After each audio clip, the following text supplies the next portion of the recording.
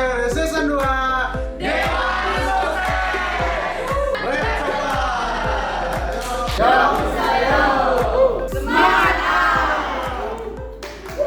Nama aku Valeria Evangelika Ghazali.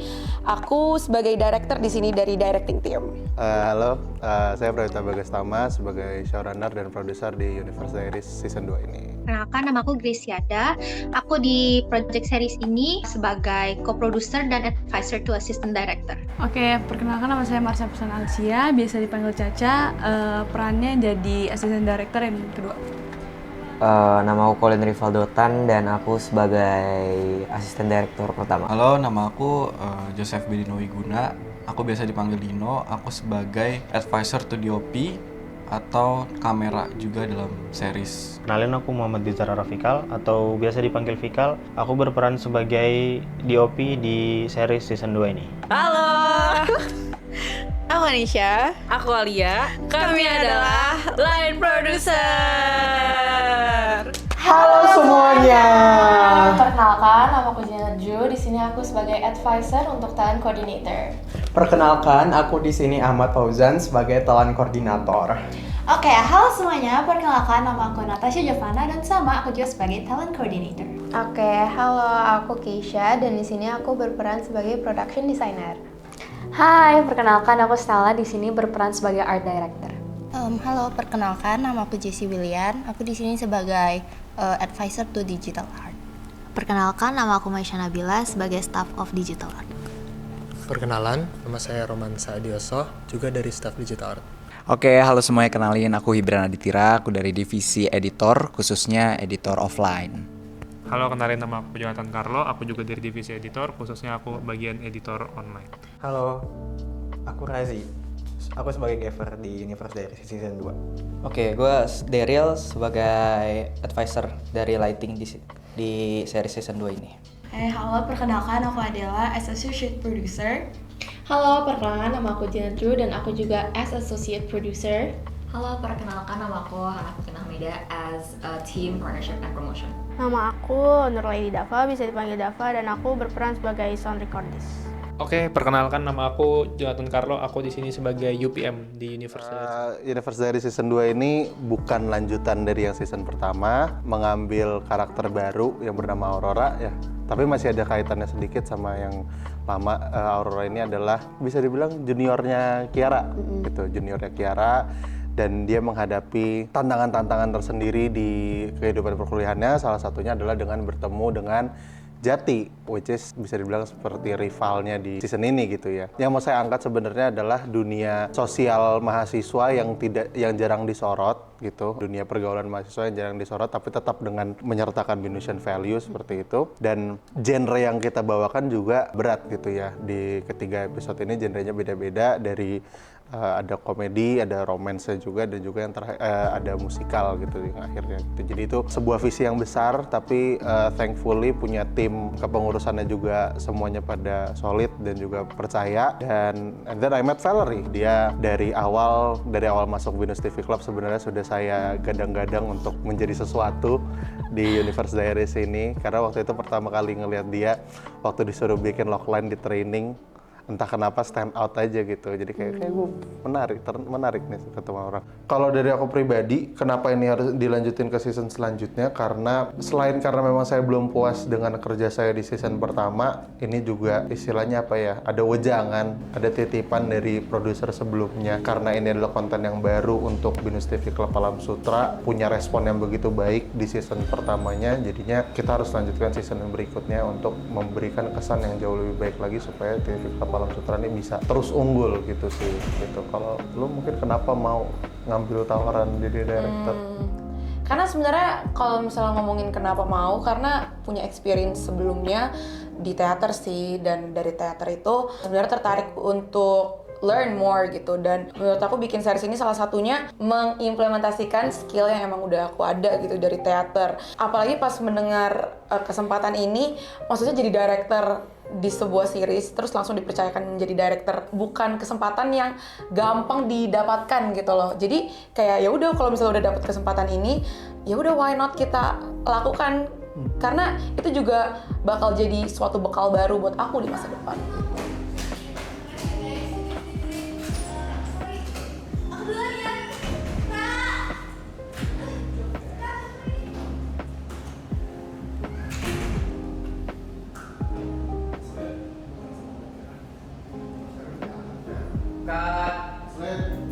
Sebenarnya waktu itu gak expect sama sekali sih. Nih ya, information aja. Awal-awalnya Kak Bagas tuh ngomongnya kayak gini, lu mau masuk series? Terus aku jawab, oh ya mau Kak. Masih semangat banget gitu. Masih semangat banget. Terus Kak Bagas kayak, oh kenapa mau masuk series? Terus ditanya-tanya kayak gitu. Tapi itu tuh tanya-tanyanya tuh pas awal-awal, pas kayak training gitu-gitu. Abis itu baru gue mau ngomong sama lo. Nah dari situ barulah Kak Bagas nih ajak ngomong. Terus kayak sebenarnya awalnya mungkin lu lebih ngajak kenapa kira-kira mau join, kira-kira apa ya, ide cerita apa yang bisa gue kembangin waktu itu ya. Terus juga karakter. Waktu itu aku inget banget tuh dari kita bahas karakter yang ada di season 1. Terus aku tebak-tebak dan aku kreasikan sendiri gitu loh. Kira-kira dari kalau misalnya kreasi aku itu gimana. Nah gitu sih paling waktu itu. Waktu pertama dapat Bible apa gimana? Pas waktu pertama dapat Bible jujur agak kaget. Kalau dipikir-pikir lagi sebenarnya season 2 ini awalnya aku nggak kepikiran sih mau bikin jadi apa gitu. Udah dapat Bible gitu dari kakak, langsung kayak oh ya it makes sense dan kayak ya udah saat pengembangan ceritanya itu sebenarnya lebih kayak berkreasi dan mengarang gitu sih, karena it's fun gitu loh untuk bikin suatu cerita yang sebenarnya udah ada idenya gitu loh dari Kak Bagas. Terus gue kembangin lagi menurut imajinasi gue and it's fun sih. Jadi sebenarnya kalau misalnya pas pertama kali dapat Bible itu aku tuh sering banget ngomong ke kakak kayak aku tuh suka baca buku, suka banget nih halu-halu gitu. Jadi sebenarnya aku tuh pengen incorporate sisi-sisi yang kayak halu-halu aku itu loh, yang kayak dari buku-buku gitu. Which is ya udah akhirnya aku incorporate ke si series ini juga, dari ceritanya juga mirip-mirip dengan yang kakak bilang juga tentang kesenjangan sosial itu. Which is itu sesuatu yang emang realitanya terjadi di BINUS gitu. Dan gimana caranya aja supaya dikemas lebih ya bisa di quote-unquote lebih halus gitu ya, supaya bisa lebih relate gitu dengan kehidupan sehari-hari gitu sih paling. Waktu tahu beban genrenya gimana? Dari awal sebenarnya Kak Bagas tuh udah kasih aku PR untuk nonton. Dan dia tuh, dan dari situ aja sebenarnya aku tuh udah apa ya, kepikiran lah lebih social issue gitu, lebih berat daripada yang season 1, karena season 1 kan kita bahas lebih ke kehidupan mahasiswa seperti biasa. Iya, komedi type yes, tontonan gitu ya. Tapi menurut aku dari season 2 ini setelah mengetahui tentang ceritanya ya, menurut aku emang lebih berbobot, lebih ngena gitu sih sebenarnya kalau dari aku, dan aku jujur excited untuk mencobanya gitu. Kalau misalnya ada sesuatu yang kita mau deliver, I think it's gonna be more challenging juga buat kita gitu sih. Dan karakter-karakter di season 2 ini bold ya, semuanya all six of them. Geng Jati ada Geng Aurora. Geng Jati ada si Jati, Abi sama Calvin gitu kan. Abi yang lucu, Calvin yang lebih protektif gitu, dengan Geng Aurora yang ada Ayesha yang bright sekali, dan juga ada si Vel yang gotik sekali. Ikan hiu nanya-nanya. Cakep. Udahlah guys berantemnya. Season 1 memang aku menjadi art director di sana, dan lalu di season 2 ini jadi production designer. Sehingga pas aku ngerancang dan ngedevelop general konsepnya dari series ini, aku melakukan riset dulu dan juga aku menghubungkan korelasi nih dari cerita season 1 ke season 2. Aku tuh ngikutin konsepnya Kak Keisha juga, tapi aku sama art team aku juga, kan aku juga punya art team ya. Aku sama art team aku kayak develop lagi nih, kayak adaptasin lagi, ambil inspo dari Pinterest, sosial media lainnya, ngelihat bagusnya gimana gitu, baru kita sketch dari awal, habis itu baru kita jadikan real life-nya gitu. Ini karena aku juga merancang sistematika budgetnya dan juga kayak pilih-pilih juga nih kayak harga yang cocok dan juga sesuai dengan properti kita, wardrobe dan juga dekorasi lainnya.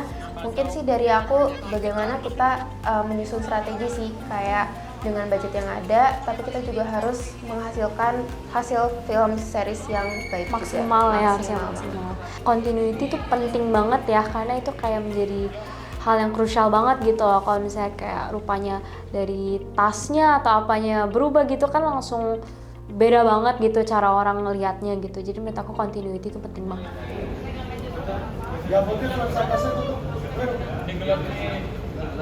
Pertama-tama tentunya kita itu akan membaca skrip dulu terlebih dahulu ya untuk di tiap episodenya. Nah kemudian kita nentuin untuk tone dan mood warna untuk tiap episode. Kemudian kita diskusiin dulu ke produser dan direkturnya. Nah Dari situ kita ini sih nentuin elemen-elemen apa yang sesuai di tiap episodenya untuk sesuai dengan storytelling yang ada di tiap episode tersebut. Agar konsisten di tiap episode, tentunya kita juga sering ngelakuin drafting dari awal untuk tiap elemen, terus kemudian kita implementasikan ke tiap desain. Oke, jadi untuk nge-manage jadwal syuting pastinya aku banyak diskusi dan banyak tektokan ya dengan sutradara dan juga dengan produsernya untuk memastikan kalau emang semua kru ini bisa hadir untuk syuting dan juga memang alat-alat yang mau digunakan itu semuanya bisa digunakan pada saat jadwal yang ada gitu ya. Kalau untuk kebutuhan-kebutuhan tiap departemen, karena tiap departemen itu kan ada banyak ya kebutuhannya, jadi biasa kita minta untuk list-listnya terlebih dahulu dari tiap departemen itu seperti apa, seperti misalkan dari departemen kamera atau departemen lighting, departemen sound itu butuh alatnya apa aja. Lalu setelah itu kita cariin, kita siapkan apakah bisa dipakai buat tanggal yang dimau, buat schedule yang dimau. Nah, produksi itu aku nyiapin visual aku sendiri dulu, sama komunikasi sama Kanino juga, gimana bagusnya dari skrip dan lain-lain. Habis itu kita meeting sama direkturnya buat apakah dia setuju atau enggak, atau mungkin dia punya visi lain. Nanti dari visinya dia itu kita kelola lagi. Gimana sih cara main koordinasi sama produser buat mastiin desain bisa ningkatin dan nyesuaiin emosi dari narasi kunci di series ini? Kalau dari aku sendiri sih awalnya itu kita pastinya baca skrip kan. Terus produser itu kasih kita skrip, mind mapping apa yang mau kita tonjolin di desain kita untuk fits misal episode 1, episode 2, dan 3. Setelah itu kita cari referensi yang lain kayak di Pinterest. Desain kita itu kan kita maunya desainnya ini nggak langsung jomplang kayak misal ceritanya ini, desainnya langsung ini. Kita tuh pengen desain-desain kita itu kayak tersirat gitu. Jadi butuh mind mapping yang lebih luas gitu. Habis dari itu kita kerjasama sih kayak kita ngebagi misal yang bagian fits apa, bagian frame apa, dan yang lain-lain. Yang paling penting sih, step pertama sih untuk menyamakan pendapat atau visi dulu sih. Bikin kesepakatan keputusan yang mau diambil tuh apa. Terus ntar kalau misalnya udah ada keputusannya, baru keputusan itu di breakdown menjadi kayak kayak step-step kecil yang bisa langsung dilakukan oleh tim. Supaya kayak lebih gampang dan realistis untuk keputusan itu untuk dijalankan atau dicapai. Yang paling penting tuh selalu ada backup plan sih. Persiapan mau semateng-matengnya di akhir hari bisa-bisa aja, maksudnya tetap ada sesuatu yang hambatan yang tidak terduga. Jadi the best we can do itu untuk menyiapkan banyak backup plan gitu. Seandainya rencana yang sudah kita buat ini tidak bisa dilakukan, kita ada backup gitulah untuk fall into gitu. Supaya juga menghemat waktu untuk mengambil keputusan berikutnya gitu, biar nggak habis-habisin waktu. Tapi at the end of the day yang paling penting ada backup plan sih, karena seperti yang aku bilang, kita nggak pernah tahu apa yang akan terjadi di lapangan. Peran saya lebih ke jika saya menemukan ada yang kurang baik, itu bisa saya memberikan perspektif baru atau bisa saya memberikan masukan, lebih seperti itu. Tapi saya tidak akan langsung turun dan insert diri saya sendiri ke dalam langsung ke lapangannya sendiri gitu, karena saya serahkan kepada anak-anak yang beneran bertugas.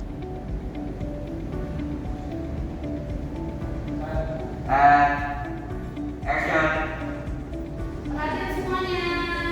Karena kita sudah mendekati akhir sesi dari koreografi, kami akan mengadakan lomba cerdas cermat. Langsung ke kelompok dan diskusi aja ya guys. Semangat.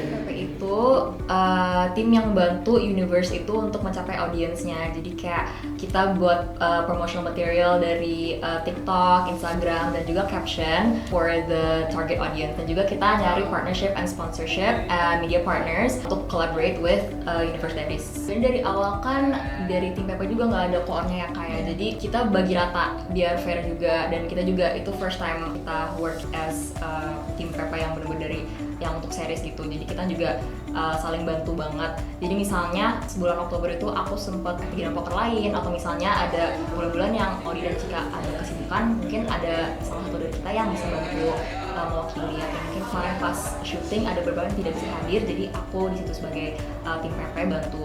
Jadi kita juga nggak ada yang satu orang doang di partnership atau di promotion, kita semua bantu. Sebenarnya kayak nggak ada yang lucu banget sih, kayak yang menegangkan juga nggak ada, karena kita banyaknya tuh by chat kita approach partnershipnya gitu, dan kita nggak banyak yang nggak dijawab. Jadi kayak kita chat banyak banget dan itu nggak dijawab. Cuman mungkin yang lucu tuh waktu itu kita sempat mau approach salah satu vendor cimol yang sangat viral, karena Maudi itu sempat bilang, iya aku kenal sama AA gitu. Jadi kita kayak, oh oke, boleh banget tuh, karena kan kayak itu langsung tuh ownernya. Tapi ternyata dia kayak, enggak, aku kenal sama penjualnya lah. Kan kita nggak ada yang kenal sama mang-mangnya gitu, kayak dia kan bukan in charge of promotion partnership gitu. Jadi kita kayak nggak bisa dong. Padahal udah kayak excited banget. Jadi dialog yang paling aku suka yang aku tulis adalah leather jacket itu klasik. Gila. Itu paling memorable. Itu kenapa? Di episode 1. Kenapa kayak gitu? Enggak, ini bagus banget kayak mencolok banget untuk kalimat jati tuh ini ikonik, dan pas dibawain sama Eric juga jadi terngiang-ngiang gitu. Pokoknya ada satu dialog, satu adegan, itu adegan favorit sih, dimana si Jati ini bilang kalau misalkan dia tuh nggak suka sama orang-orang yang hidup dengan privilege papi maminya, karena ya gitulah nontonnya di episode 2 gitu. Oke, tapi kalau dialog favorit, oh wahai semesta berikan ku cahaya untuk bisa jadi yang ia damba, atau mungkin sekedar teman dekat. Berikan ku cahaya untuk bisa jadi yang ia damba, atau mungkin sekedar teman dekat. Dari pre-prod itu kita dari awal itu bahas konsep dulu pastinya. Kira-kira kita mau bikin kayak gimana? Kita meeting dulu antara aku, Kak Bagas, sama Astrada ya, sama Colin waktu itu, sama Cigrace juga sebagai co-produce. Terus abis itu dari situ kita riset dulu sih ya, cari-cari referensi. Abis itu proses writing. Nah writing itu kita sama tim writer kita bikin yang diagram itu ya, apa sih? Kita bikin triac structure-nya dulu. Yes, abis itu brainstorming dulu lah ya. Kita brainstorming dulu kira-kira mau kayak gimana, terus baru ditulis sama tim writer kita. Dan kebetulan di episode 1 juga dikerjainnya langsung sama aku dan Kak Bagas gitu. Jadi kita writing sendiri, terus kita ya revisi terus sampai akhirnya kelar tuh 3 skrip. Abis 3 skrip, kalau nggak salah kita langsung PPM. ke PPM pertama. Di PPM pertama itu pertama kali semua kru juga pada kenalan ya. Setelah itu baru kita langsung open casting, dan kali ini di season 2 ini pertama kalinya Binus TV Club itu open casting untuk publik Binusian, tapi ya kalau nggak salah publik Binusian, jadi siapapun boleh casting gitu. Dan situ kita juga castingnya secara onsite di studio. Proses casting itu akhirnya kita ketemulah sama 6 cast kita yang kita cintai ini.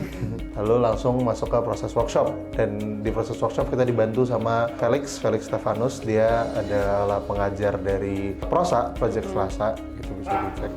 Lu tadi bilang gak takut kan sama rumah hantu? Iya, kenapa? Buktiin dong. Ayo kita masuk ke dalam.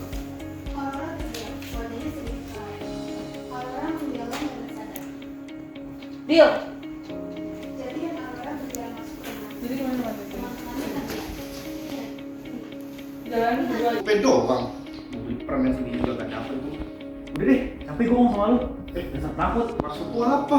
Siapa pernah? Waktu awal sebelum, kan memang dari awal dari Bible itu sudah pakem karakternya udah ada, sebelum akhirnya dikembangin lagi sama Val.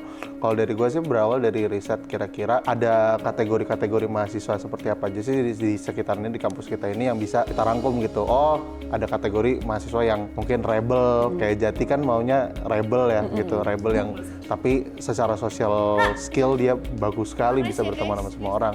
Ada juga kategori yang privilege kid yang mungkin lebih pergaulannya terisolasi gitu. Pergaulannya tetap di situ-situ aja ya, circle-circle, nggak terlalu mau bersosialisasi gitu. Gue berawal dari situ sih, tapi mungkin pengembangannya. Oke, kalau misalnya dari gue mungkin aku akan jawab lebih kayak dari pengembangannya ya. Kalau misalnya dari pengembangan karakternya itu sendiri, sebenarnya baru bisa banget aku kembangin itu setelah aku meet the actors. Karena jujur actors kita itu ada yang kayak bener-bener beda gitu loh dari si karakternya. Jadi of course integrating, iya harus ada penyesuaian gitu loh, dan itu aku lakuin saat kita one on one sama actorsnya juga. Karena menurut aku karakter itu tuh nggak cuma sesuai arahan director, tapi juga sesuai pembawaan dari si aktornya itu. Jadi kalau misalnya aktornya merasa, oh kayaknya dia cocok seperti ini dah, aku juga kayak, oh ya bener juga ya, aktor yang akan give life to the character gitu loh. Jadi mereka yang akan paling merasakan karakternya gitu. At the end, untuk mengembangkan karakter itu sendiri, pasti aku juga banyak-banyak ngobrol sama aktor. Karena kan kita juga ada one-on-one session ngomongin tentang karakter ini. Dalam one-on-one session itu, kita mengetahui tentang, kita juga membahas gitu ya tentang emosi si karakternya, apa yang akan dia lakukan kalau misalnya menghadapi masalah ini atau apa ya, itu mempersolid gitu karakter yang emang udah ada, yang udah dibuat gitu supaya bisa dihidupi sama aktornya gitu. Gak bisa banget. Oke, tadi yang pertama itu Aurora. Nih guys, menurut aku ya salah satu yang semuanya kalian punya ini adalah coba kalian lebih lepas, karena ini tuh dari diri, bukan audition. Jadi cara kalian ngomong itu adalah yang nanti bakal kalian implementasikan. Jadi coba lebih lepas gitu ya. Untuk Aurora yang bagian itu kita nggak cuma rehearsal scene, tapi kita juga rehearsal lagu. Rehearsal lagu, rehearsal kamera, art juga kita beberapa kali rehearsal on set. Sambil reki juga. Barengan, di semua barengan karena waktu yang lumayan mepet ya. Jadi proses rehearsal dan pencarian lokasi itu barengan. Kita sempat bikin set ya kalau nggak salah di atrium tuh, bikin mock up-nya si rumah hantu. Betul. Gitu, pakai si partisi-partisi itu untuk rehearsal. Habis itu baru kita mulai syuting 10 hari, day 1 itu tanggal 21 Juli ya. 21 Juli itu kita syuting hari pertama. Terus kita selesai 10 hari kemudian dengan 3 kali break. Lebih dari 10 hari, 2 mingguan lah ya. 2 mingguan, udah lama break ya? Iya udah lama break 2 mingguan. Syuting 2 mingguan. Betul. Gitu. Dengan jam kerja yang lumayan sehat harusnya. Ayo 1 minute lagi.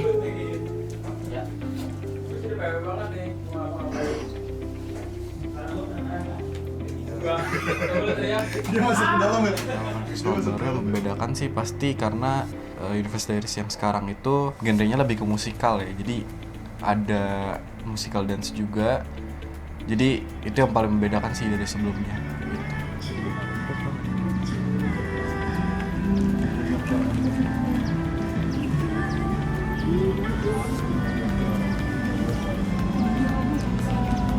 Kita itu dari awal gimana? Yang sempet aja.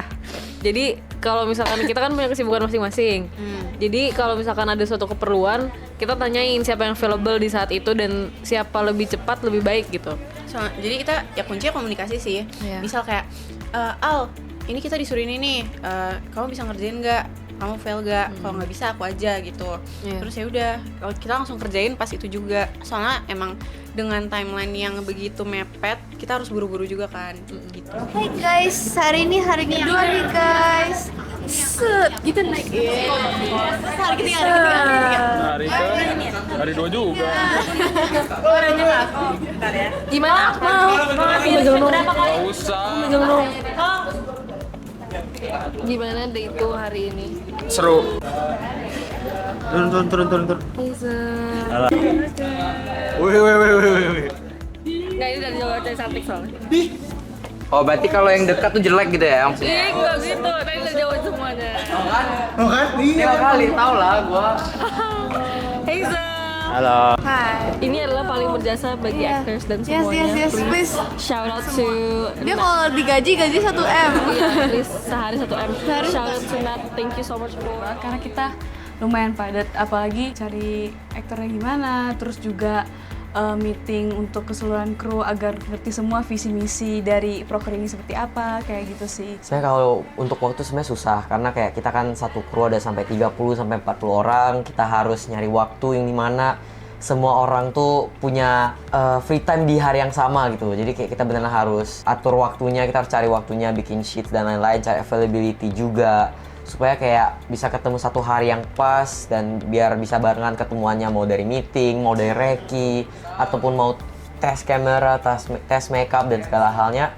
Untuk waktu kalau menurut aku cukup sulit sih karena ya pasti kan setiap orang juga punya kesibukan masing-masing dan juga di kuliah juga pasti juga pada sibuk semua, jadi lumayan sulit karena kadang tuh yang diinginkan oleh director itu out of the box. Jadi kadang kita juga harus memikirkan apa solusi dari out of the box tersebut dengan keterbatasan waktu dan juga keterbatasan dari logistik yang kita punya. Contohnya dengan alat yang kita punya ataupun dengan waktu yang kita punya, jujur lumayan sulit karena ya kita masih belajar juga di Binus TV Club ini gimana untuk menjadi kru di series, bagaimana membuat series, kita masih belajar juga. Jadi kadang itu memang agak sulit sih, apalagi di bagian waktu karena kan mungkin dari anak-anak tekniknya juga yang masih belajar cara menggunakan alatnya. Jadi memerlukan waktu yang lebih lama untuk setup mungkin. Jadi harusnya tuh waktunya yang bisa lebih cepat selesai, jadinya ada sedikit overtime gitu. Komunikasi itu adalah hal yang paling penting sebenarnya ya untuk bekerja sama di dalam kru ini. Tapi terkadang itu ada kesusahan, pasti kayak keterbatasan, kayak contohnya nih, ada yang di lantai 3, tapi ada di lantai 1, susah, tapi kan kita punya HT. Sebenarnya aku udah lama banget share G-Form-nya, cuman emang banyak yang berhalangan karena udah liburan yang aku bilang tadi. Solusinya paling kita sesama kru tuh saling bantu. Jadi mungkin dari tim PP yang bantu jadi ekstras, aku pun jadi ekstras gitu kan. Kadang aku sampai bener-bener kurang banget ekstras, jadi aku kayak keliling untuk cari orang secara on the spot, kayak nawarin, "Kak, mau jadi ekstras gak?" gitu. Jadi kayak bener-bener hektik banget hari itu. Jadi ya kalau untuk cari ekstras cukup sulit. Sebenarnya nggak ada satu momen doang sih. Sebenarnya banyak sih, karena sepanjang improvement mereka, sepanjang dari awal sampai akhir produksi itu sangat terlihat gitu. Jadi kayak nggak ada satu momen doang, tapi kayak dari seluruh prosesnya tuh terlihat bahwa mereka tuh berkembang, dan itu yang menurutku kayak paling membanggakan. Yang sebelumnya masih nanya-nanya terus, lama-kelamaan mereka sudah bisa mandiri dan kayak independen, ngambil keputusan sendiri, memecahkan masalah sendiri tanpa bantuan. Terus ke aku cuma tinggal minta approval doang apakah ini langkah yang benar atau tidak. Jadi seluruh prosesnya membanggakan sih, nggak ada sering satu banget kerjasama mungkin dari wordingan. Kita kan juga harus kasih tahu ke seluruh kru wordingannya, nih jadwal di mana, safe zone-nya di mana, take jam berapa segala macam gitu. Take mungkin kalau semisal Colin izin pengen ke toilet, kayak Colin minta tolong, "Cak, tolong handle dulu yang jadi first AD sebentar," gitu kan. Kayak gitu sih. Ya kalau contohnya ya kita saling backup sih, maksudnya kayak kadang kalau aku yang nggak bisa, Caca yang gantiin, kadang kalau Cacanya nggak bisa, aku yang gantiin. Cuman kadang untuk posisi di first AD itu posisinya lumayan krusial, cukup sulit. Jadi kadang posisinya Caca juga kadang digantiin oleh teman-teman kru yang mungkin lagi tidak mengerjakan apa-apa gitu loh.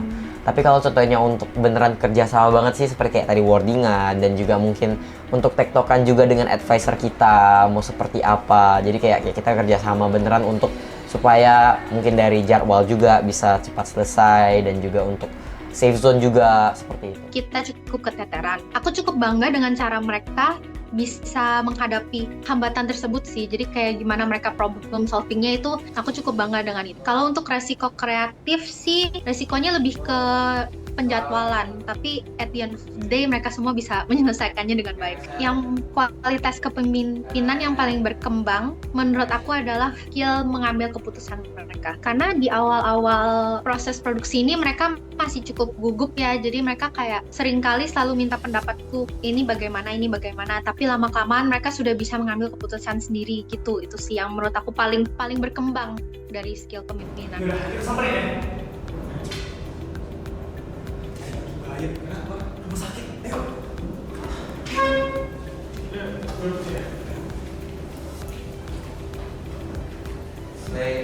Hari bagus jadi.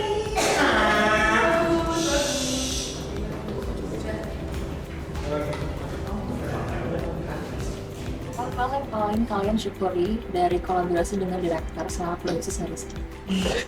Mungkin dari aku dulu ya. Iya.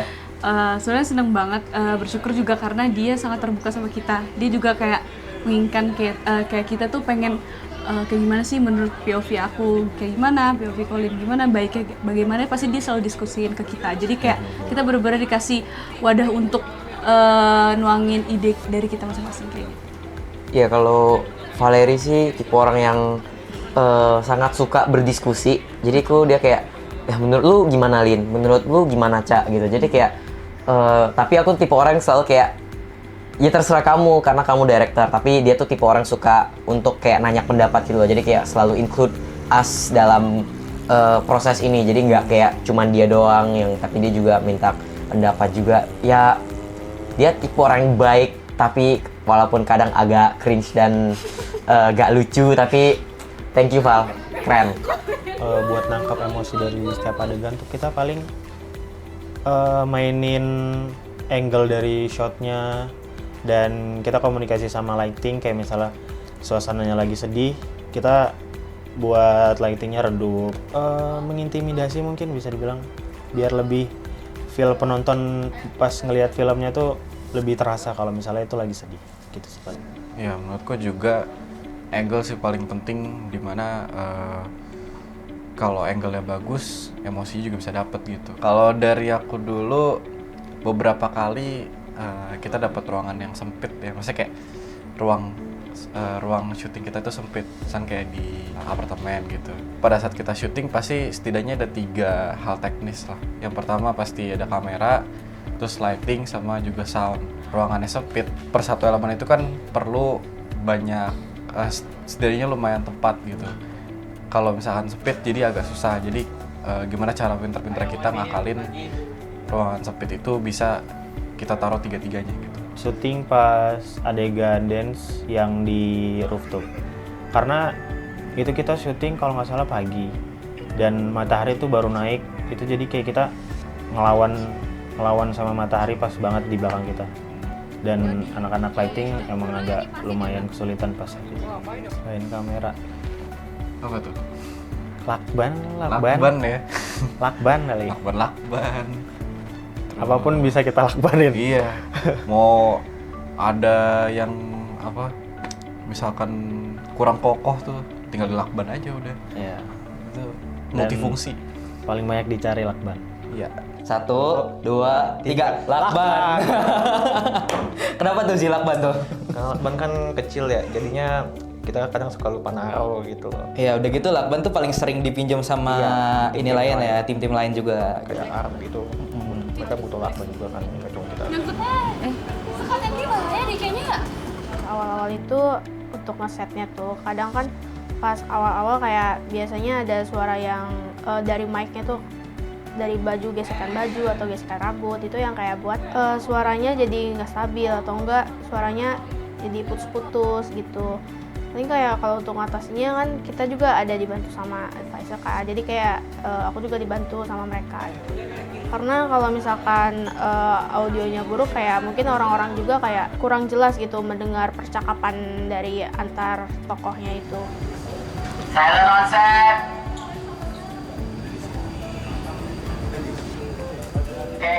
Shoot malam itu kan cukup menantang ya, dimana itu waktunya sih lumayan mepet ya. Pas malam waktu itu waktunya mepet, tapi adegannya lumayan banyak. Tapi waktu itu akhirnya bisa terselesaikan dengan baik gitu tepat waktu. Ya berarti kan komunikasinya bagus banget lah. Langsung sat pindah. Pas lokasi waktu itu.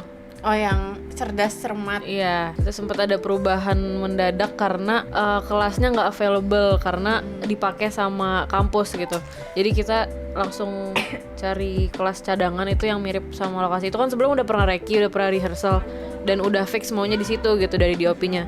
Terus tiba-tiba ada kendala itu, jadi kita langsung nyari backup plan. Terus ya udah, jadi tim juga udah langsung adjust juga. Mana itu bener-bener hamin beberapa jam sebelum scene itu pokoknya. Untungnya pas itu ya kita dapat kelas yang avail juga dan cocok sama shootnya.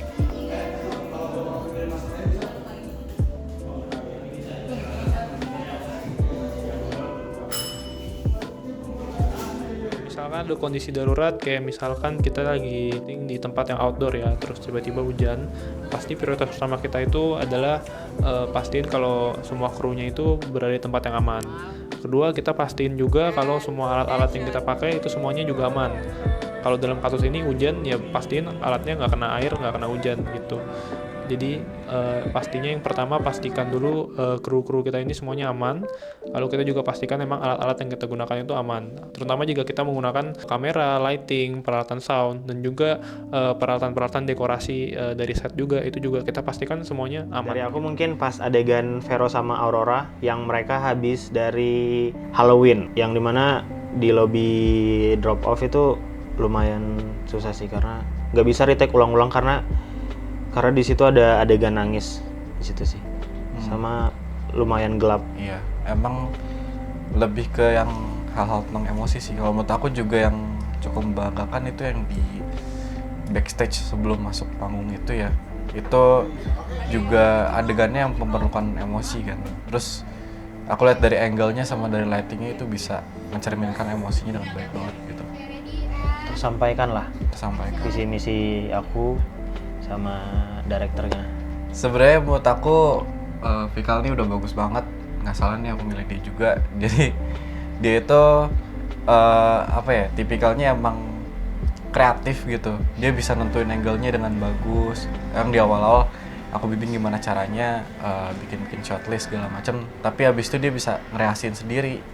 Terus misalnya pun di lokasi itu ada yang nggak sesuai sama shortlistnya, dia bisa kreasiin lagi kembali dengan baik gitu. Jadi hasilnya juga bisa bagus. Paling seru adegan motor-motoran karena first time megang kamera, terus dari belakang mobil, bak mobil tuh dibuka gitu. Sebenarnya menurut aku paling seru malah yang di Atrium itu kita bikin panggung gitu kan. Iya. Nah itu panggung pentas seni. Serasanya kayak serasa beneran sih, kayak bikin panggung di situ gitu. Itu benar-benar kayak kayak keren aja gitu langsung di situ kan. Pas ada di episode 2 itu kalau nggak salah yang boomnya itu kayak harus sampai ke atas banget, sampai naik kursi. Terus kan di situ juga ada dibatasin sama papan-papan itu ya. Itu scene pas di rumah hantu kalau nggak salah. Pernah ada suara orang yang lagi mukul paku tuh, jadi kan itu kedengeran banget.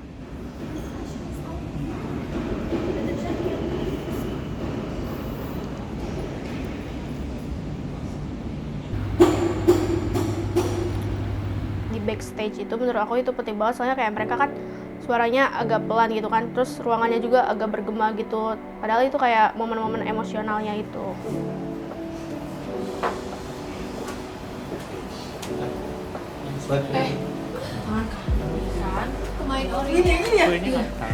Kalau untuk penyesuaian tuh kayak di ruangan-ruangan yang minim cahaya tuh kayak lighting itu harus lebih ekstra dan perhatikan kalau ini tuh nggak bocor di kamera gitu, sehingga buat syuting itu jadi makin oke. Scene di rooftop kantin itu yang pas malam itu tuh ya, yang pas malam itu lumayan effortnya gila kata aku, karena itu kita harus bawa meja yang gede untuk dibawa ke rooftop kantin ya, dan ngangkut si standnya yang beratnya minta ampun, dan harus naruh sandbag juga di bawahnya. Iya, udah gitu kan pas itu posisi udah malam juga kan. Jadi kayak udah malam tuh anginnya tuh kencang tuh. Jadi kayak udah berat terus posisinya naik gitu, makin berat itu. Betul. Itu benar-benar doa ibu diuji banget itu ya.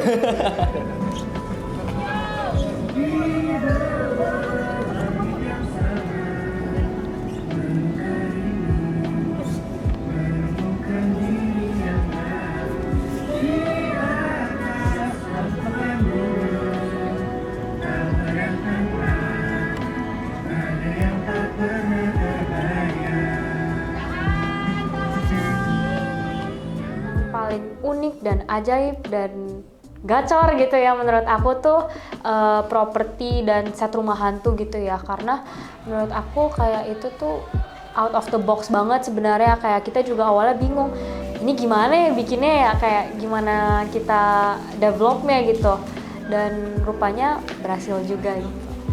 Ya sama, menurut aku juga kayak properti dan juga dekorasi dari rumah hantu kita di episode kedua ini yang Halloween Party itu menjadi yang salah satu menurut aku memorable juga sih, karena kayak banyak banget details kecil kayak misalkan properti boneka itu juga kayak ada yang artin bikin dari gabus juga. Iya, kita bikin pocong gitu dulu, pure kayak harus maksimalin banget gitu.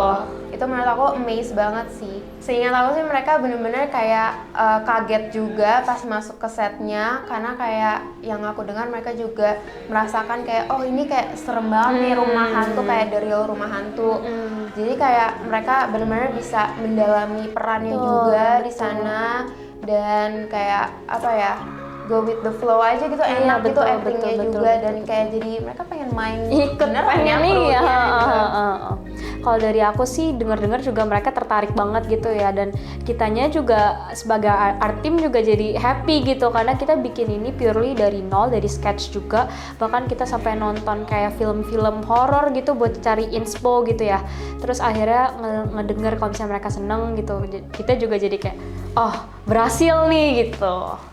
Kita lihat dari apa namanya final visualnya juga, dari kayak prosesnya juga. Menurut aku sih kayak itu sebuah hal yang udah di-achieve banget dari tim art, dari semua kru juga, reactionnya juga. Jadi menurut aku itu yang paling ciri khas sih yang jadi Universe dari season 2 ini sama menurut stand out gitu. Iya, paling stand out bener. Menurut aku juga sama sih, apalagi tayangnya juga pas Oktober akhir kan ya ini episode 2-nya. Jadi pas banget gitu, pas lagi spooky-spooky-nya gitu, pas lagi Halloween-nya tayang gitu. Jadi menurut aku itu juga ngebantu banget yang ngebikin Universe Diaries season 2 banget tuh Halloween ini. Hai guys, jadi sekarang kita mau tour apa yang telah kita Ini anak hasil karya kita. Dari sini dulu. Dari yang pertama ini buat entrance-nya. Ini entrance party-nya. Kita pakai rumah-rumah. Nah, ceritanya kuburan. Kita kumpulin dari depan pakai sapu, ada juga di parkiran barat. Yes guys. Ada poster dari anak DG Art. Shout out to anak-anak DG Art. Yuhu. Situ ini ada bombs tulisan ini matanya. Nah, lucu banget. Ada tulisan Do you want to play a game? Artinya apa tuh? Apa? Artinya apa tuh? Artinya kan nanti di dalam kayak nonton aja nih. Oh iya benar, nonton aja. Close up dong. Ada apa ini? Ya. Ini kotak. Oh ini ya. Ini siapa ini? Ini siapa nih? Mana Koran nih? ini koran. Koran apa nih? Chucky. Oh Chucky, oke. Di sini. Udah ini buat rumah hantunya. Keren sih. Keren guys. Nonton effort ini effort banget. Jangan lupa nonton Universe Diaries season 2. Bertepatan sama Halloween, makanya kita temanya Halloween. Nah untuk yang terakhir ini sebenarnya tadinya istilahnya tuh mau di-relate sama Christmas, tapi kayaknya kok agak kurang gimana, akhirnya kita masuknya pentas seni. Maksudnya setiap sekolah juga pasti punya pentas akhir tahun gitu kan, jadi masih bisa di-relate. Kalau misalkan nanyain soal gimana sih ceritanya bisa nyambung, ya that's penulisan sih. Mungkin di penulisan series begitu nggak sih? Iya. Itu yang jadi membedakan dari season 1 juga ya, karena di season 1 ini kan mereka tuh episodik, jadi per episode itu benar-benar berdiri sendiri. Timeline-nya kapan juga kita nggak begitu jelas gitu. Nah, tapi di season 2 ini walaupun masing-masing episode ada ceritanya sendiri, tapi mereka still correlate gitu. Dan itu yang diharapkan bisa dikembangkan terus sih.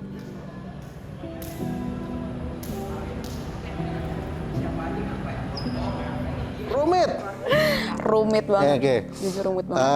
Pertama kali untuk bikin yang bentuknya audiovisual untuk musikal, tapi dulu tuh saya pernah direct teater musikal. Jadi proses yang pernah saya lakukan itu gue terapin di sini gitu. Kita pertama penulisan dulu pastinya, di skrip itu kita nulis lirik itu ya, kita sampai minta tolong banyak orang ya. Lirik itu berapa draft ya, berkali-kali kita ganti karena kayak kok kayaknya rhyme-nya nggak enak, kok kayaknya nggak cocok sama ceritanya, sampai akhirnya kita menemukan lirik yang pas. Barulah kita bertemu sama komposernya. Kebetulan di season ini kita ada kolaborasi langsung bersama Dalam Musik, itu UKM di BINUS ini juga, dan bertemu sama tim. tim Timothy, bukan Timothy. Kita discuss kita lagunya mau seperti apa. Akhirnya dari Val juga ngasih referensi musik-musiknya akan seperti apa. Dikompos, setelah selesai dikompos kita langsung take vokal gitu. Kita take vokal dulu ya waktu itu. Tapi menurut aku mungkin yang sulit dari proses tersebut adalah recordingnya sih. Karena kita bertemu dengan actors yang punya range suara tuh yang cukup beda gitu. Jadi kita harus satuin somehow di tengah-tengah, which is itu quite hard, dan kita bahkan recording juga berkali-kali dan melalui beberapa tahap. Jadi itu benar-benar sulit sih menurut aku di sini. Bahkan pas syuting aja itu kita masih pakai draft ya. Yes. Masih pakai backtrack, belum yang jadinya. Yang finalnya belum. Ketika kita masa editing episode 3 pun masih ada recording lagi ya. Gitu. Itu sih yang salah satu challenge-nya. Lalu juga dance, making the choreo itself juga itu sangat berat. Betul. Dan dancer yang begitu hebat, jadi kita dibantu oleh mereka dan teman-temannya. And ya, gitu.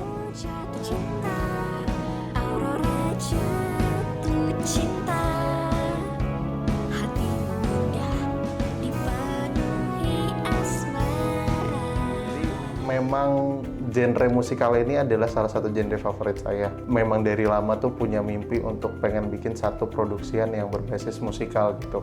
Diberikan kesempatan, terus kayak melihat peluangnya di Binus TV Club ini kan UKM yang ternama di Binus, dan pastinya tuh punya relasi yang begitu besar dengan UKM-UKM yang lain gitu. Jadi melihat potensi tersebut ya, kenapa kita nggak bikin di sini aja gitu. Maksudnya untuk pertama nggak perlu yang mewah-mewah banget, film bioskop banget, tapi kayak masih bisa diproduksi gitu loh. Kayak, dan Binus TV Club ini kan kalau aku melihat konten-kontennya sebelumnya kan belum pernah ada gebrakan yang segebrak ini gitu ya. Jadi kayak why not for TV Club gitu.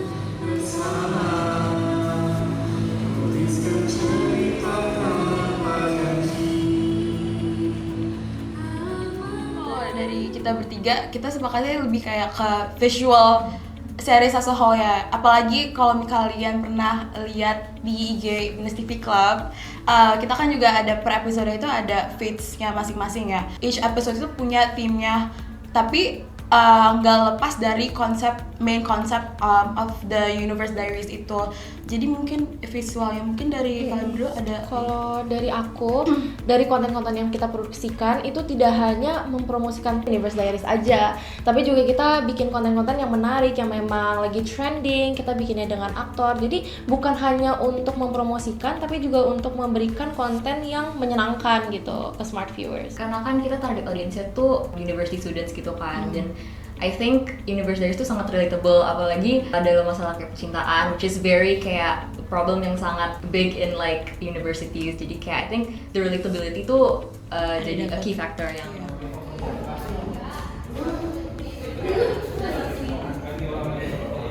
Oke guys, ayo.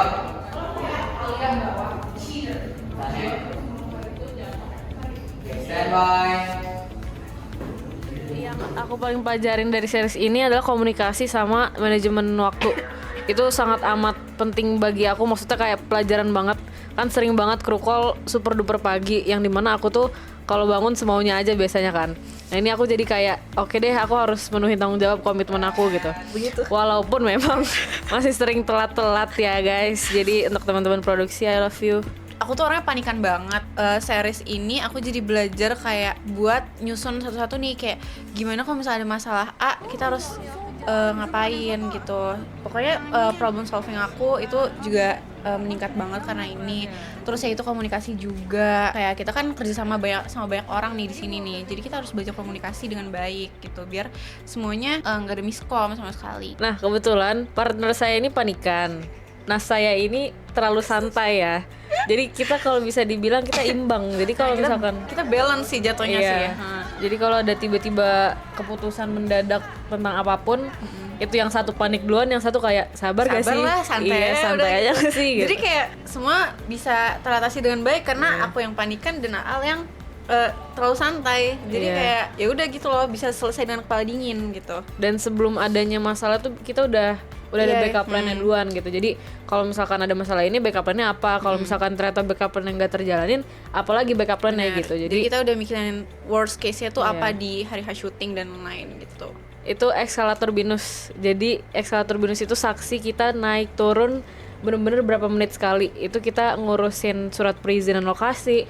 Itu dari SSO, LS, CBM, SSO lagi, LS lagi. Ngeprint. Iya ngeprint itu udah kayak wah itu kaki kayak udah setiap hari 20.000 langkah kalau bisa itu bisa tuh. Kalau misal dibilang sibuk pasti ada yang lebih sibuk lagi kan dari kita. Ya pokoknya kita sering mobilisasi aja sih kayak naik turun, perizinan, cari lokasi dan lain-lain gitu. Iya sebenarnya kalau filosofi dari eskalator kalau turun semua, naik semua. Jadi kita rame-rame bareng-bareng kita merangkul ya. Iya. Kadang eskalator juga mati. Itu saat kita tumbang lah ya. Kinerja line produser ya Cane, Aal mungkin bisa dibilang salah satu fondasi utama di produksi. Ya fondasi utama benar-benar menjadi jalur komunikasi dan jalur solusi yang begitu baik untuk semua, mau di produksi mau di directing juga. Ya mereka begitu cepat tanggap, banyak membantu saya sekali ya. Mungkin mereka harus ditekankan cepat tanggapnya sih, cepat karena tanggap sekali. Ya pasti dalam melaksanakan produksi kan pasti ada aja kan, ada aja yang ini tapi cepet banget gitu lah. Cepet banget, dan betul. sangat membantu banget sih, sangat membantu, responsif banget ya. Saya kalau nggak ada mereka mungkin udah habis kali ya, ini series nggak jalan.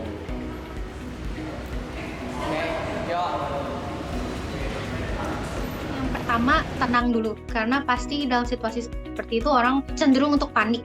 Dan jika orang panik tuh biasa keputusan antara mereka tidak bisa mengambil keputusan selanjutnya atau mereka juga keputusan yang mereka ambil kurang baik. Jadi yang paling pertama aku tekankan itu untuk tenang dulu, Pak, karena pasti ada jalannya. Setelah itu mungkin bisa didiskusikan lagi oleh seluruh tim, mau itu dengan produser atau dengan director apa langkah selanjutnya yang harus diambil.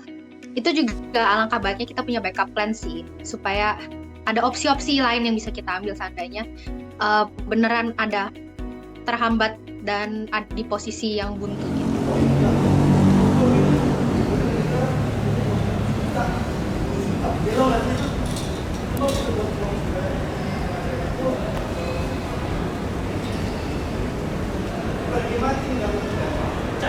Untuk peran Gaffer sendiri itu lebih ke apa ya, tergantung scene aja sih. Kayak harus lebih, kayak misal scene lagi serius, lagi benar-benar nggak boleh ada suara apa-apa, kita tuh harus benar-benar bisa nyesuaiin, nggak boleh bercanda-bercanda di belakang. Dan nyalain lampu juga harus lebih apa ya, lebih aware lah, dan harus ada kayak briefing lampu kayak nyebut strike biar mata pemeran tuh nggak sakit gitu. Oke, udah gitu juga kita kan nyesuaiin mood untuk buat filmnya juga. Misal kayak moodnya itu cerita lagi sedih gitu, kita jadi nyesuaiin kayak lampunya tuh nggak terlalu terang ya. Udah gitu kalau misalnya lagi scene horror gitu kan, kayak scene horror gitu kan kita nggak mungkin dong scene horror tapi kita terang-terang gitu. Ya, kayak gitu.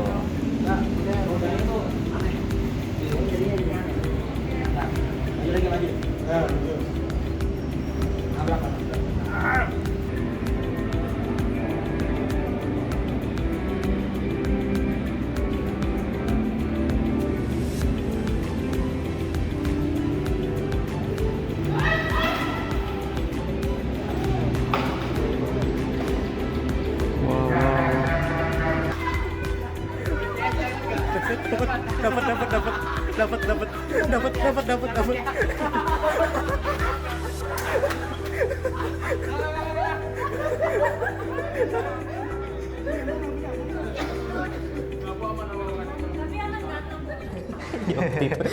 Gimana tuh?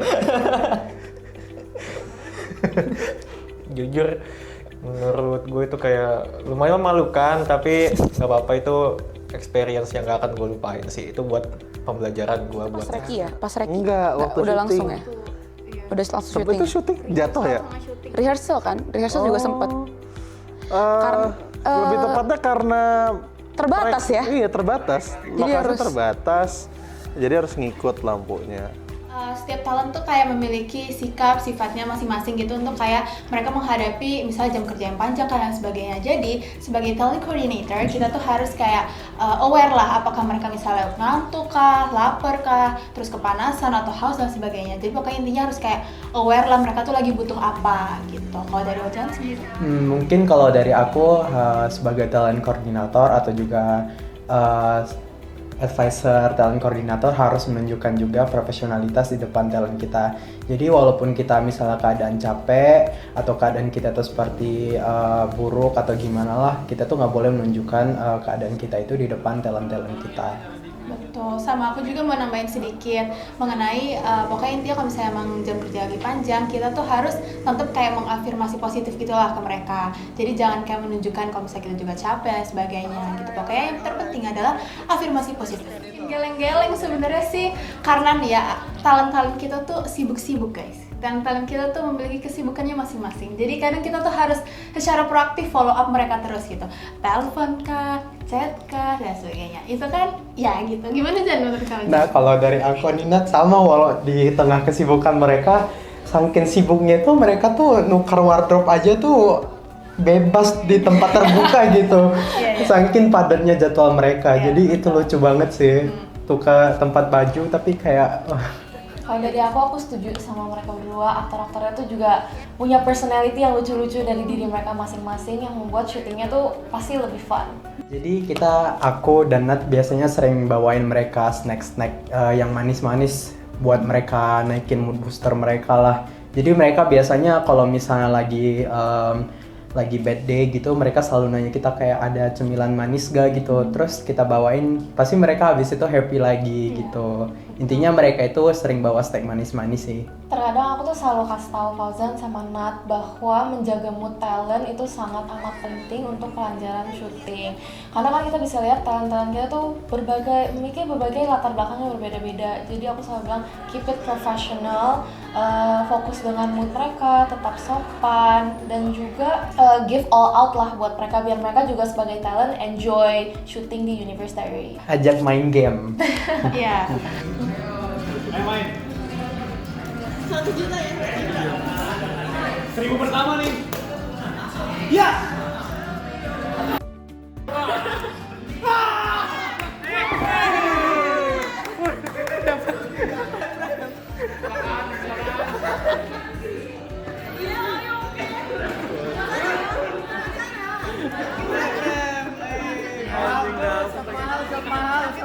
Syuting favorit hari terakhir. Oke. Karena kita rap dan kita adegan semua nangis-nangis itu. Iya, adegan nangis-nangis itu menjadi hari favorit saya. Karena saya bisa melihat dia menangis, Anda menangis.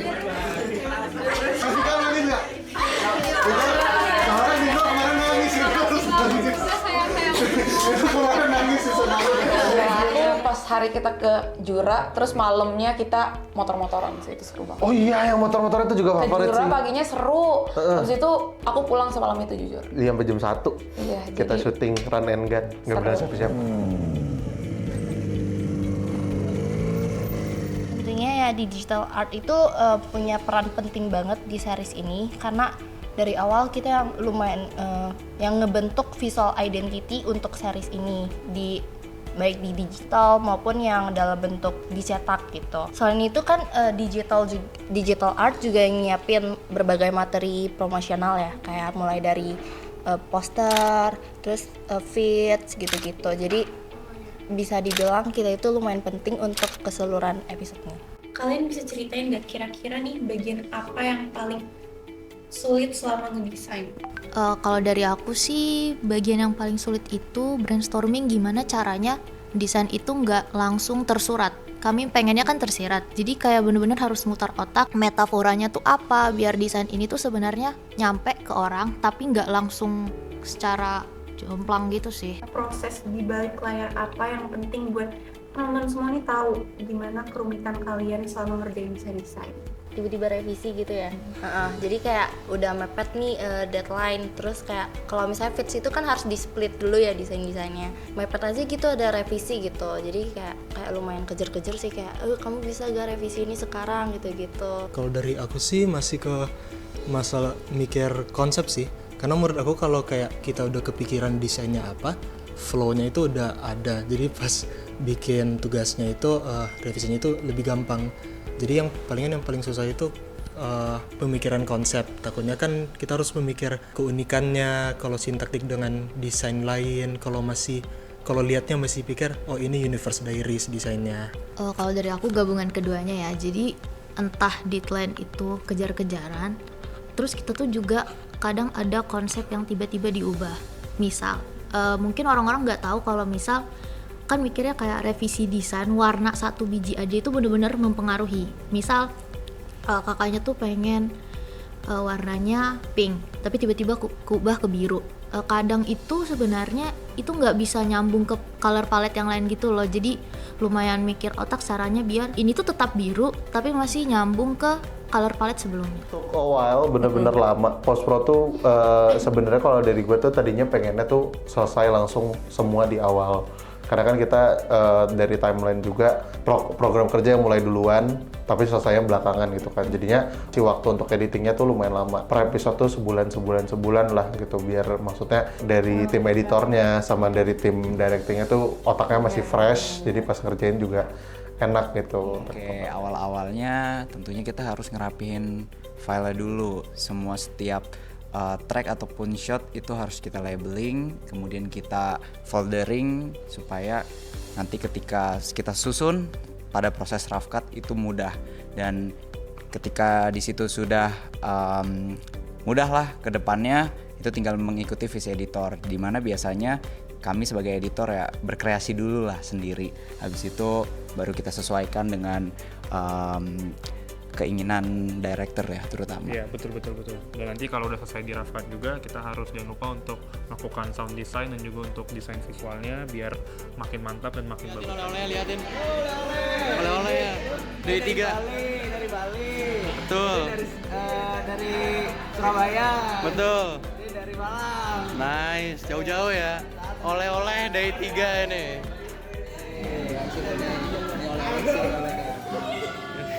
Happy holiday everybody. Ya, jadi sound design dan music scoring itu sangat penting ya, sangat esensial. Kalau nggak ada sound design dan music scoring itu pasti hasilnya tidak akan sebagus itu, tidak akan nyaman buat ditonton gitu. Karena yang kita tonton itu bukan cuma visualnya aja, tapi kita juga mendengarkan dari suaranya. Jadi elemen suara itu merupakan elemen yang sangat penting gitu untuk memastikan penontonnya itu bisa menonton dengan enjoyable.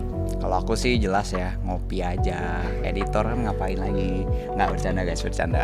Nah itu selain itu, tugas aku sebagai editor saat di set tentunya backup file ya. Ketika selesai syuting atau ketika break, aku backup file, kemudian aku mulai foldering di situ. Jadi ketika masuk ke proses editing itu sudah mudah karena aku sudah dicicil lah folderingnya gitu. Jadi bisa langsung mulai ketika editing. Kurang lebih seperti itu sih.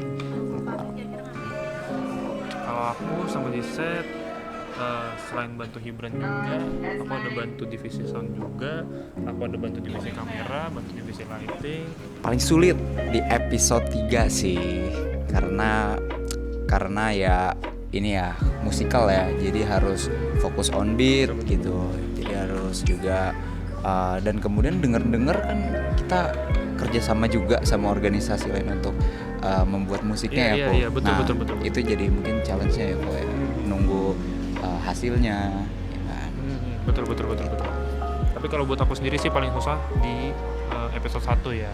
Karena di episode 1 visual dari kameranya, dari warna-warnanya itu masih agak berantakan. Jadi buat aku sebagai orang editing itu agak susah untuk mengedit lagi gitu, untuk memperbaiki elemen-elemen visualnya dan juga suaranya gitu. Oke, kalau aku sih suka banget di episode 3 scene 1 musikal opening sequence. Itu apalagi dance yang di atas rooftop kantin tuh. Betul. Itu bener-bener keren sih, soalnya kan harus kerja sama banget tuh ya, apalagi ada dancernya juga, nggak biasa lah gitu koordinasinya. Luar biasa sih. Betul. Mungkin kalau menurut aku paling menarik di episode 2 ya, ada scene di dalam rumah hantu. Itu menurut aku salah satu setnya yang paling bagus ya di sepanjang series ini, dan sangat mendetail gitu ya setnya gitu. Jadi hasilnya juga jadi bagus banget. Intinya kalau menurut aku dari progress tim PP itu udah sangat bagus banget. Mereka tuh eager to learn, mau belajar dari kesalahan, apalagi kan mereka juga baru banget di tim PP dan pengalamannya juga masih baru. Aku bangga banget kalau mereka tuh punya jiwa untuk belajar gitu. Divisi partnership promotional kan juga baru direalisasikan itu di season 2 ini ya. Kita sebelum belum pernah ada tim partnership promotional sendiri di series. Kinerja mereka dari episode pertama sampai ketiga itu keren banget sih jujur. Walaupun aku sebenarnya ngerti dari episode awal mungkin mereka rada masih bingung dan juga ragu kayak gue mau ngapain sih ini, ngapain aja sebenarnya sih, gimana sih cara nge-approach pihak media partner internal eksternal dengan baik gitu. Ya pastinya ada ada kekurangan pas awal-awalnya, tapi makin kita kayak lanjut ke episode 2 terus ketiga mereka tuh mulai ada inisiatif, terus juga udah mulai mandiri juga, update progress ke grup, dan overall udah keren banget sih. Elemen grafis yang menurut Kak Jessie ini paling gacor dari digital? Semuanya keren sih, dari feeds, teaser, official poster, semua keren-keren. Kalau misal ada satu font atau warna yang harus dihindari di setiap desain gitu, itu tuh font atau warna apa dan kenapa? Kalau font, menurut aku yang gothic style. Kalau kalian tahu tuh gothic style tuh kan kesannya kayak old style gitu ya, terus kayak dark vibe gitu, jadi kayak kurang cocok aja untuk tone di series ini. Terus kalau misalnya warna, mungkin menurut aku warna yang gelap, yang cool tone. Iya, bukan cool tone, kayak dark tone gitu, kayak mungkin hitam, terus atau warna yang kayak tiba-tiba vibrant banget kayak neon gitu. Harapan terbesar cukup untuk audiens menikmati saja, supaya bisa menjadi suatu hiburan lah bagi audiensnya. Mungkin juga bisa untuk menunjukkan kalau karya seperti ini tuh mungkin orang beranggapan terlalu ambis atau tidak realistis untuk dilakukan. Harapanku dengan beneran terjadi dan tercapai, dan hasil akhirnya beneran bisa ditonton, itu dapat menunjukkan kalau misalnya kayak ide-ide yang sebelumnya bisa terlihat cukup unrealistis itu sebenarnya bisa-bisa aja realistis jika kita emang mau melakukannya. Caca mungkin lebih emotional support sih, karena dia sangat lama proses syuting itu emang dia terlihat sebagai salah satu kayak pilar yang membantu menjaga emosional satu kru gitu. Colin mungkin aku bisa bilang dia mini aku soalnya cara kerja kita cukup mirip, itu mereka sangat saling melengkapi gitu. Jadi mereka mengcover kekurangan satu sama lain dengan sangat baik, dan kekuatan mereka juga saling mendukung dan melengkapi.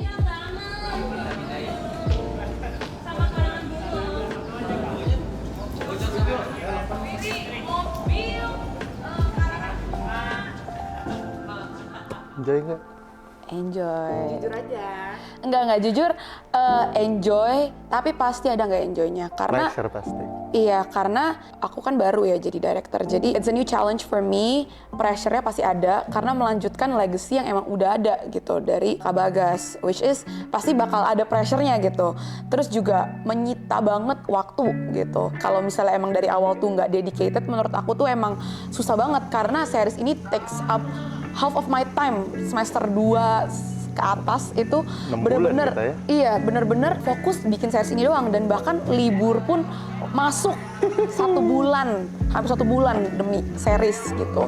Jadi emang ada dukanya lah ya, tapi sukanya adalah kita bisa ketemu sama banyak anggota tim kita yang kompeten, hebat, dan benar-benar sangat membantu. Kalau misalnya dari aku sebagai aktivis, aku bisa ketemu sama kakak-kakak pengurus, terus juga bisa ketemu sama teman-teman yang sangat support aku juga, dan itu juga teman-teman yang aku ketemuin di series itu jadi teman-teman yang in real life juga gitu loh. Karena kita udah kerja bareng terus nih, ya udah kita automatically pasti spend time. Family. Yes, spend time together gitu. Nama keluarganya apa? My family, my team. My team, my family. Iya. Melalui series ini aku juga bisa membangun relationship yang baik juga dengan kakak-kakak pengurus sih, karena menurut aku di series ini kita kerja sebagai semuanya satu tim gitu, semuanya bekerja, dan menurut aku itu salah satu advantage yang kita punya gitu. Betul.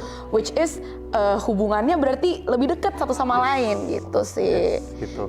Kalau dari gue sih itu satu hal yang mau gue highlight series ini, memang dari season pertama, season ini, dan Ya gue berharap di sisi selanjutnya nanti kalau kalian ngelanjutin bener-bener semua tuh jadi satu tim, satu keluarga. Mau dia job desk-nya apa, kayak mau pengurus, mau aktivis, mau dia HOD-nya, mau dia bawahannya tuh sebisa mungkin seklop itu ya. Karena memang yang sebetulnya yang kita jual dari produk series ini adalah kekeluargaannya gitu. Itu yang kalau ngomongin proses pembuatannya yang pasti enjoy sekali, sangat happy. Tadi katanya yang di-highlight, Kak.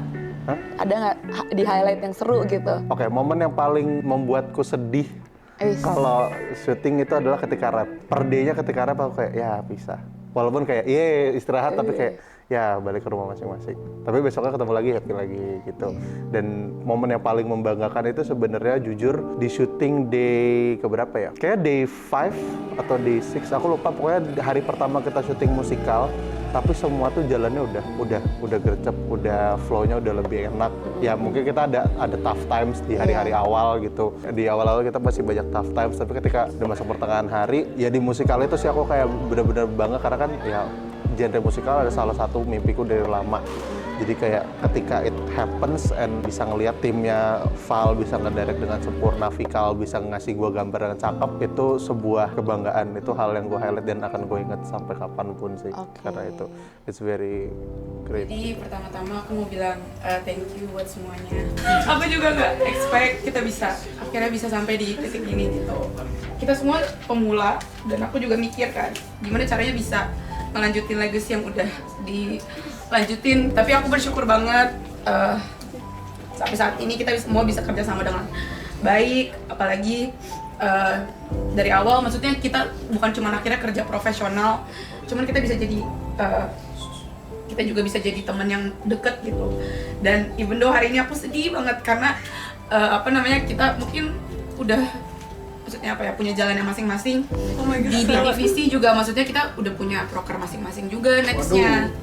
Cuman I hope kita masih bisa menjaga kedekatan kita juga bisa ketemu di lanjut dari gitu maksudnya. Dan aku juga mau say thank you buat advisor aku dari Pak Bagas dari awal dari awal interview terus sampai kayak ya audisi dan lain-lain, terus script writing sampai akhirnya kita meeting ketemu sama actors juga, semuanya melalui proses yang panjang. Ya intinya aku sangat senang bisa berada di posisi ini. Thank you untuk advisor yang lain juga dari Ci Grace, Kakala, Ci Keisha, Cijen, Ko Carlo, Ko Nino, Ko Daryl. Thank you udah bantuin kita juga, karena aku sadar kalau misalnya nggak ada kakak-kakak advisor juga kita mungkin nggak bisa selancar sekarang gitu syutingnya. Dan thank you juga buat actors aku yang udah baik banget dan juga udah kooperatif banget sejak awal. Dan kalau misalnya dari awal mungkin nggak pilih kalian, aku juga nggak bisa bayangin nanti kira-kira kita bakal kayak gimana gitu. Sekali lagi thank you buat semua kru yang lain. Siap, teman-teman, Universitas